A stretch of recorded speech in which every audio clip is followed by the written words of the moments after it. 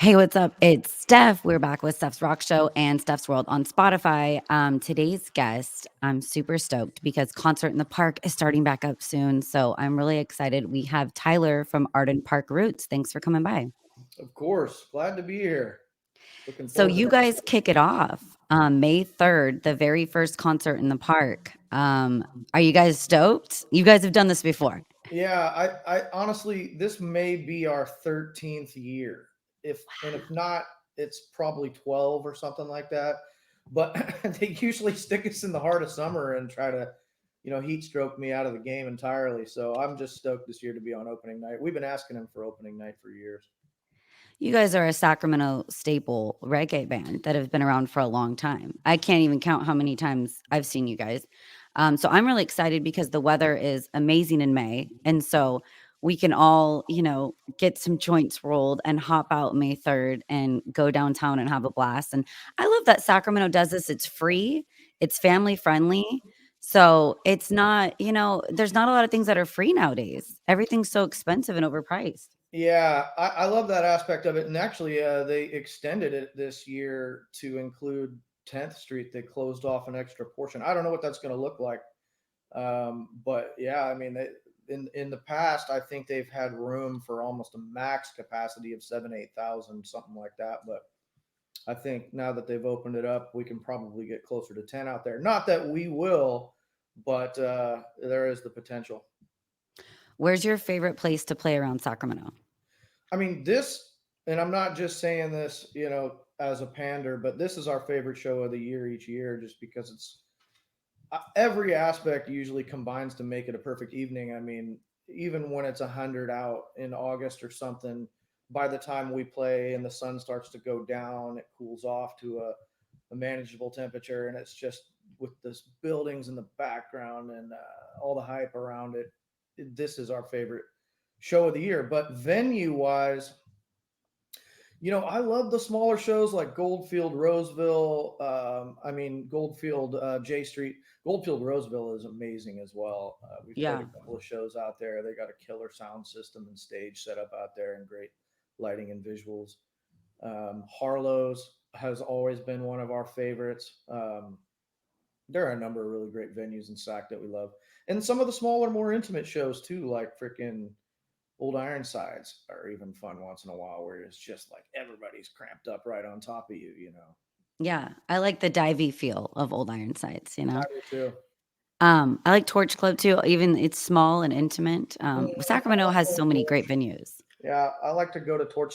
I like to catch other shows at Torch. You know, Okay. it's like anytime you go there and catch a show, there's going to be a few people there. You don't even need to like make plans, and it's a very welcoming environment and just cozy. Yeah. Are you guys going to do all original songs or any cover songs? We always do a couple covers, and we like to mix them in with songs that are our own. Like we'll typically do like one of ours into something, into a cover, and then out or something like that. We like to put together some twofers and even some three song medleys once in a while, and particularly for shows like this, where we want it to run seamlessly all the way through. Um, Yeah. there are shows where we go up there, and some nights it's kind of like, well, what song do you want to play next? And we'll even like, ask the audience what they want to hear, and it's a little more casual of a vibe. But for a show like um, concerts in the park, or even some of the larger festivals that we play, we're definitely going in there dialed and trying to go from one song to the next and creating, two and three song medleys. Yeah. You have that veteran band, though. You can kind of throw in something unplanned and not freak you guys out Yeah, too I bad. mean, we'll try a song. We don't care. We'll try a song we've never played before Oh my goodness. live. For starters, our bass player and our guitarist Nick and Spencer have been friends since they were children and have been playing music that long together. So they're always going to be tight no matter what goes on. Our drummer's a freaking metronome. Jason, we've got some other musicians that will stand in with us on occasion, like Mark on the sax. All of them are very professional and very, just capable of doing things on the fly. there's times where I just need a breather and I'll point at my sax player or I'll point at Nick and just be like, take it for a minute, you know. And You're like, play a Kenny G yeah, sax I solo can real wet my quick. whistle or something. So I mean, it's whatever. I don't think it's a situation where bands should really take it too seriously, unless you know you're freaking U2 or something. And And the audience is expecting a certain uh-huh, songs at yeah, certain times. Yeah. yeah. Have you guys toured recently? Are you gonna go tour again or anything We've like that done plan? some shorter one-offs. Last summer we did a run up in Oregon and did the West Coast, did a West Coast run that was pretty small. I think it was just a week and 4 or 5 shows or something like that. Um, we came we came off the road entirely like 6 years ago or something. We just got burnt out. I mean, we were, and I should speak for myself. I got burnt out from all the traveling and just needed to rest. And I got to tell you, I think it's one of the best decisions we made. We were playing 150 shows a year for a long time, and it was not uncommon for us to go out on a tour. Like one of our most treacherous tours was something like 32 states. We had a show damn near every night. There were days that we had multiple shows, like for example, in Austin at South by Southwest, we'd play a couple shows a day, no problem, you know. Yeah. And the reality of it is a band on tour like that, living, you know, we'd get hotel rooms, but for the most part, we were just in a van with a trailer. We'd go play 8 weeks on the road, the show every night, and come home, and each of us would just have like a couple $100 because those tours would just barely pay themselves off. And that lifestyle, you know, is exciting for a while, but it really was wearing on me, you know, No, especially. yeah, that's really common. I hear this a lot with bands and Yeah, that I mean, we it went costs like so much money and we it's went. bad on your body. It really was, and I was, you know, I got to be 36 or something, 37, and I was just like, I can't live like this anymore. So Yeah. we came off the road about 6 years ago, and I mean, since then,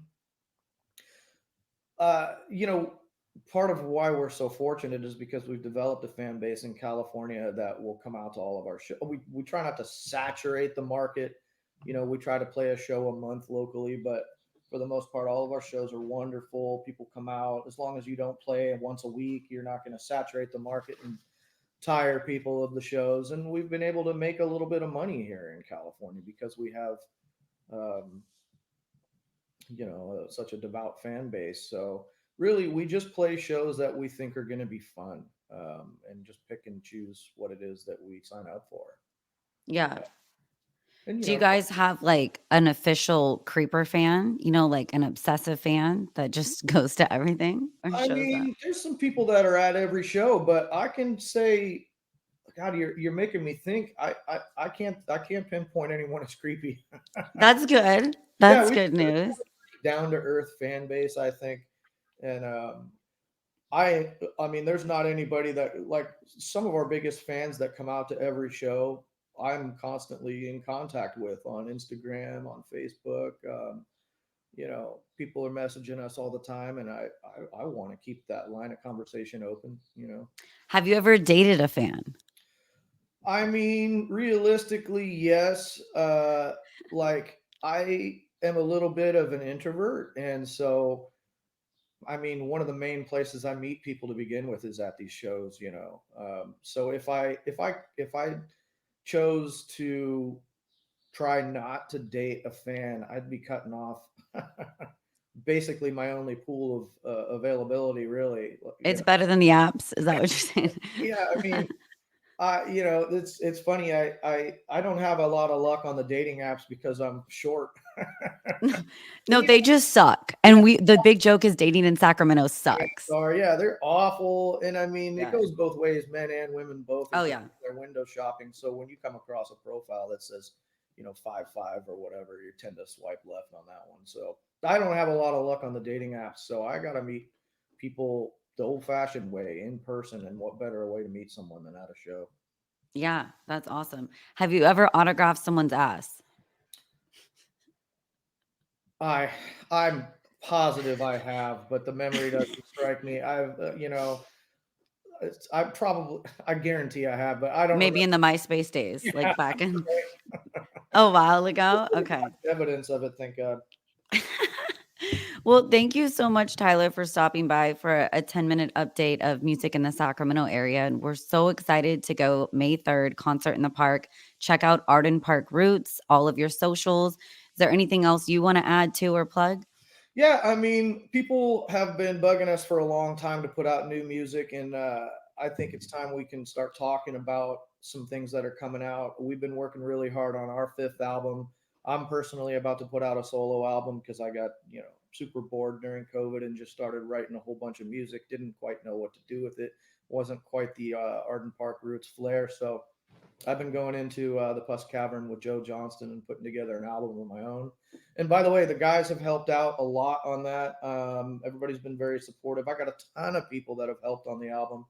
So it's more of a like Arden Park Roots and Friends situation, although I'm going to release it solo. And then Nice. at the same time, we've been working on our fifth album, going into the Puss a lot. We've probably got about 6 songs written towards it. And starting in August, we'll be taking it more seriously. And I think you can expect new music from myself in September, and then probably a full length Arden Park Roots album out probably about the middle of next year. Nice. We'll look forward to that. Maybe you'll have to It's a come long back time. on Yeah, and it's been a talk long about time it. to put out a new album, almost 10 years. So I Wow. think in the stuff that we're writing now, I'm really excited about. Everybody's just had a full blown rejuvenation of passion for the project, and it's really exciting the stuff that we're starting to write. I'm stoked. Getting older and wiser, you could become more talented. You can write even better. Yeah. So, all right. Well, you guys are going to have to check that out. And thank you so much for taking time out of your day to stop by. Thank you, Steph. Will we see you out there? Yes, I'm going to be there May Excellent. 3rd. Say hi, Yeah, please. I will for sure. All right.